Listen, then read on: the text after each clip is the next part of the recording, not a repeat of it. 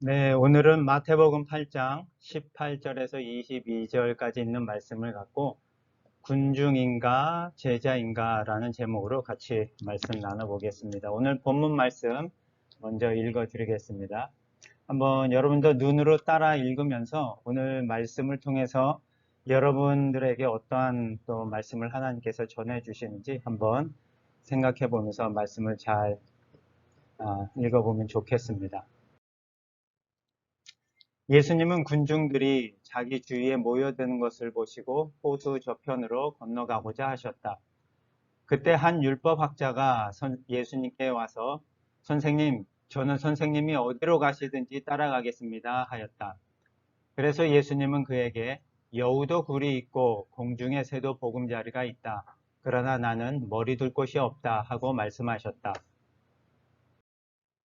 그러자 제자 중에 한 사람이 예수님께 주님, 먼저 가서 제 아버지의 장례를 치르도록 허락해 주십시오 하였다. 그러나 예수님은 그에게 죽은 사람의 장례는 영적으로 죽은 사람들이 치르게 버려두고 너는 나를 따르라 하고 말씀하셨다. 네, 오늘 말씀을 보면 예수님을 따르는 것, 다른 말로 하면 제자도에 대해서 우리가 한번 생각해 보게 하는 그런 말씀입니다. 율법학자와 제자 중에 한 사람이 말한 내용에 대한 예수님의 답변이 우리에게 제자도가 무엇인지를 한번 생각해 보게 하는 그런 말씀인데, 오늘 이 말씀 속에서 두 부류의 사람들을 한번 생각해 보면서 우리가 말씀을 한번 접해보면 좋겠습니다. 먼저는 군중들이 있고 또 다른 부류는 제자가 되려는 사람들입니다. 오늘 본문 가운데 군중들이 나와 있고 그 다음에 제자가 되려는 한 율법학자와 제자 중에 한 사람이 나와 있습니다. 이 두 부류의 사람들을 통해서 오늘을 살고 있는 우리에게 하나님이 어떠한 말씀으로 오늘 전해주시는지 한번 살펴보겠습니다. 먼저는 군중들입니다. 오늘 18절 본문 시작에 이렇게 기록되어져 있습니다. 예수님은 군중들이 자기 주위에 모여든 것을 보시고, 예수님께서 산상수훈에서 말씀을 전하시고 많은 사람들에게 놀라운 그런 깨우침을 주셨고, 그 후에 또 많은 병자들과 많은 연약한 사람들의 연약함을 담당하시고 짊어지셨습니다. 그래서 많은 사람들이 예수님 앞에 모여들었고, 오늘도 많은 군중들이 예수님 앞에 모여드는 것을 보고 있습니다. 이 많은 군중들은 어떤 사람은 예수님의 말씀을 듣기 위해서 예수님에게 나온 사람도 있었을 것이고, 또 예수님의 그런 기적들, 예수님의 행한 기적들을 보았기 때문에 그 기적들을 보기 위해서 온 사람들도 있을 것입니다. 연약한 자의 연약함을 강건케 해주시고 또 모든 병든 자들을 고쳐주신 그 예수님의 기적이 너무도 보고 싶어서 모여든 그런 사람들도 있었을 것입니다. 그리고 요한복음에 나오는 것처럼 예수님이 주신 그 오병이어의 사건처럼 빵을 먹고 배가 불러서 뭔가 나의 부족한 부분을, 나의 필요를 채우기 위해서 모여든 그런 사람들입니다. 이 군중들이 사실 우리의 모습을 보여주고 있는 것 같습니다. 매 주일마다 교회에 가서 예배 드리는 그 많은 무리의 사람들 중에 한 사람이 나일 수 있기 때문에 여러 가지의 이유를 가지고 우리가 교회에 가고 또 예수님 앞에 나오는 우리의 모습 속에서 이 군중들의 모습이 담겨져 있다고 볼 수 있습니다. 그런데 18절 뒷부분에서 예수님은 이런 행동을 보이셨어요. 군중들이 자기 주위에 모여드는 것을 보시고 호수 저편으로 건너가고자 하셨다. 그 전에는 예수님께서 오시는 모든 군중들을 향하여 연민의 정을 갖고 계셨고 그들의 연약함을 담당하시고 그들의 질병을 직접 고쳐주시고 또 하늘나라의 복음을 전파하시며 말씀하셨던 그 주님이 그 앞에 모여드는 그 군중들을 보시고 의외의 행동을 하시려고 하십니다. 호수 저편으로 건너가고자 하셨다.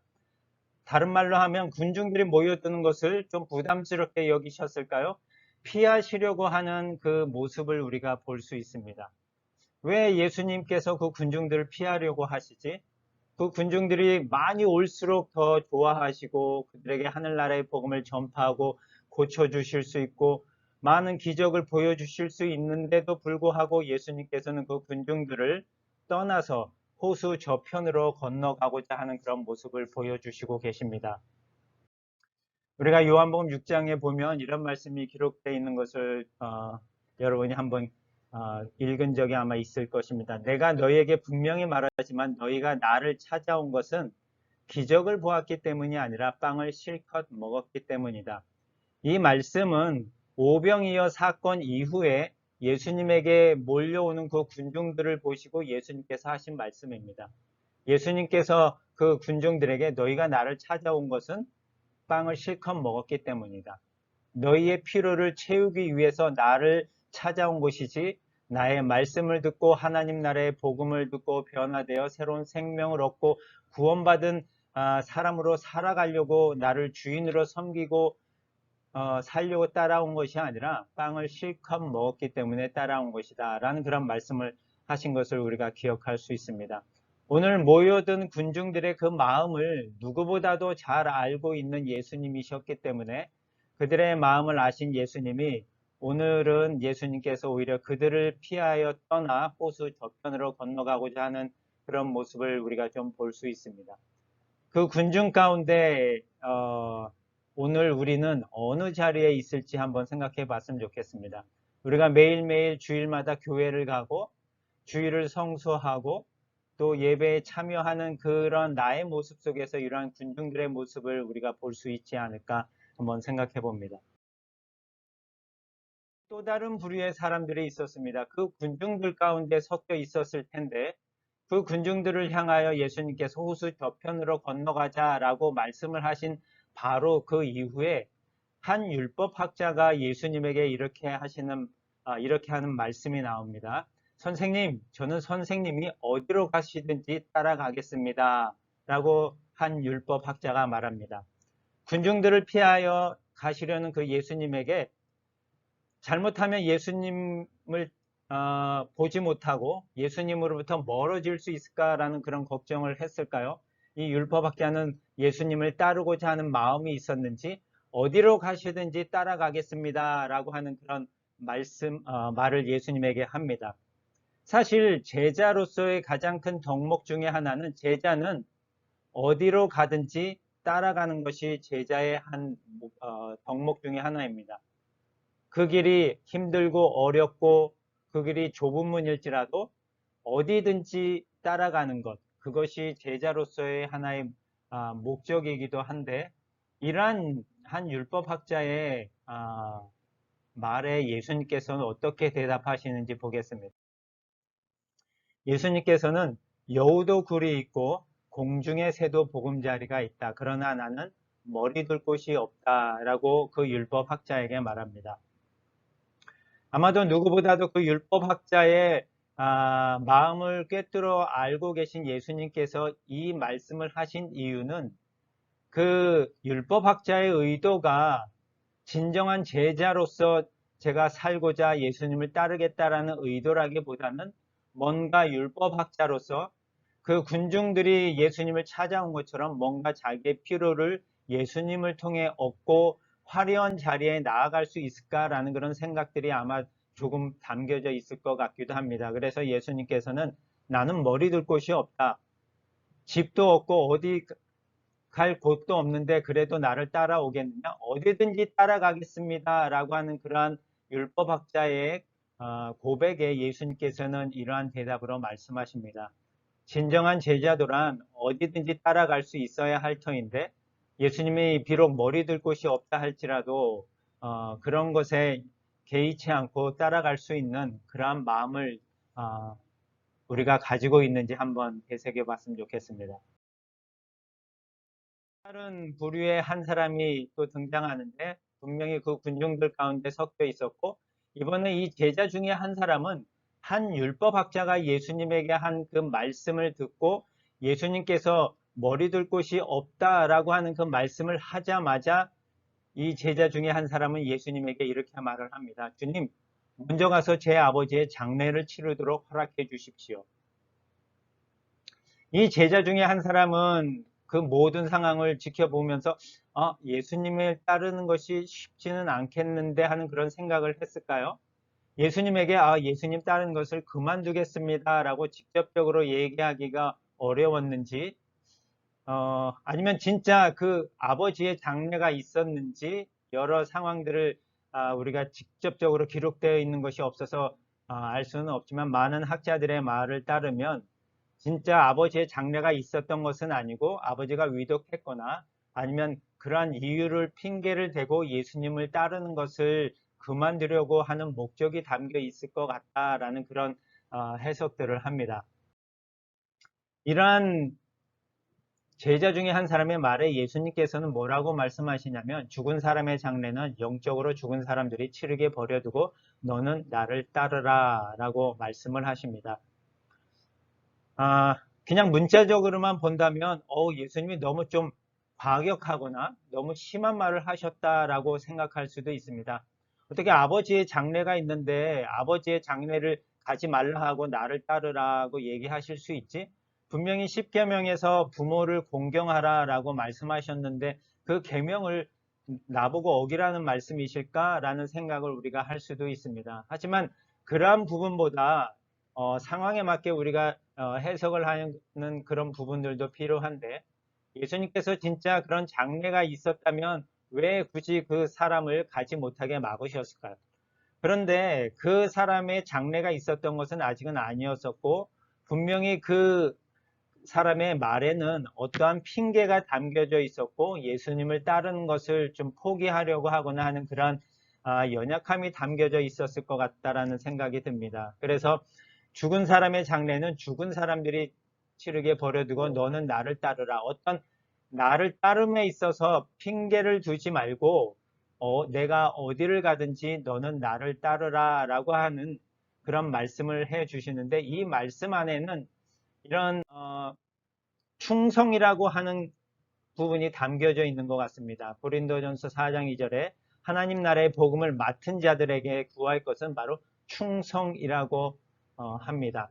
예수님이 어디를 가시든지 따라가는 것, 어떠한 핑계를 대지 않고 따라가는 그 마음 자세 안에는 순종하면서 따라가는 충성이라고 하는 것이 담겨져 있는데, 이 충성이라고 하는 것이 제자로서의 덕목 중에서 가장 큰 덕목 중에 하나가 아닌가 하는 그런 생각을 해봅니다.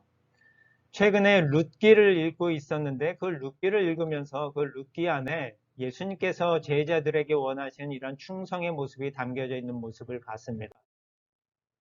룻기 1장 14절에서 17절까지의 말씀인데요. 여러분도 잘 알다시피 룻은 이방인으로서 며느리가 되었습니다. 나오미의 며느리가 되었는데 그 모든 남편들이 다 죽었습니다. 그리고 나서 이 나오미 시어머니가 고향 땅 베들레헴으로 가려고 했을 때 이 며느리들에게 선택권을 줬습니다. 그냥 너희의 본 집으로 돌아가라라고 하는 그런 선택권을 줬었는데, 14절에 보니까 이 말씀을 들은 두 며느리는 다시 소리를 높여 함께 울다가, 오르바는 또 다른 며느리입니다. 오르바는 시어머니에게 입을 맞춰 작별 인사를 하고 친정으로 돌아갔으나 룻은 계속 시어머니의 곁을 떠나지 않았다. 그래서 나오미는 얘야, 너의 동서는 자기 백성과 신들에게 돌아갔는데 너도 동서를 따라 돌아가거라 하였다. 그러나 룻은 이렇게 대답하였다. 저에게 억지로 어머니 곁을 떠나라고 강요하지 마시고 어머니와 함께 가게 해주세요. 여기서 어디든지 따라가고자 하는 그 마음, 어디를 가든지 따라가겠다라고 하는 그 마음, 충성하는 그런 모습을 우리가 좀 엿볼 수 있고, 그 다음 절에서 계속해서 어머니께서 가시는 곳에 저도 가고 어머니께서 사시는 곳에 저도 살겠습니다. 어머니의 백성이 저의 백성이 되고 어머니의 하나님이 저의 하나님이 되실 것입니다. 어머니께서 돌아가시는 곳에서 저도 죽어 묻힐 것입니다. 죽음이 우리를 갈라놓기 전에 만일 제가 어머니의 곁을 떠나면 여호와께서 저에게 무서운 벌을 내리시기 원합니다. 충성이 어떠한 모습인지를 예수님이 오시기 훨씬 이전에 예수님의 그 탄생 계보에 들어가 있는 그 룻이 우리에게 충성이란 무엇인지 또 예수님을 따르는 그 제자도에 있어서 충성이 무엇인지를 우리에게 직접적으로 보여주고 있습니다. 예수님이 가시는 곳이 어디든지 머리둘 곳이 없어도 따라가겠습니다 라고 하는 그런 진정한 고백이 있어야 할 것이고, 그리고 어떠한 핑계도 없이 예수님을 따라가고 예수님을 위해서 살아가겠습니다 라고 하는 것이 제자로서의 덕목 중에 하나인 충성입니다. 그런데 그러한 충성의 모습을 우리 속에서 봤으면 좋겠는데, 대부분의 우리는 그냥 군중 속에 섞여서 그냥 주일 하루에 그 교회 갔음에 만족하면서 살아가고 있는 우리의 모습은 아닌가 한번 되돌아봤으면 좋겠습니다. 그런 군중들 가운데서 나는 충성을 맹세하고 예수님을 따르는 제자가 되기를 원하는 사람을 분명히 예수님께서는 찾고 계실 것입니다. 무언가를 필요를 위해서 찾아온 군중이 아니라 예수님을 향하여 충성을 다하며 살아가기를 원하는 그런 제자로서의 삶을 살아가고자 하는 그런 마음을 담고 우리가 늘 하나님 앞에 나아가고 주님 앞에 나아가는 저와 여러분 모두가 되었으면 좋겠습니다. 이 한 주간 그러한 마음을 갖고 군중 속에 섞여 있는 내가 아니라 예수님 앞에 긴밀한 친밀한 관계를 맺으며 살아가고 있는 나의 길을 발견하면서 살아가는 그런 한 주가 되었으면 좋겠습니다. 기도하시겠습니다.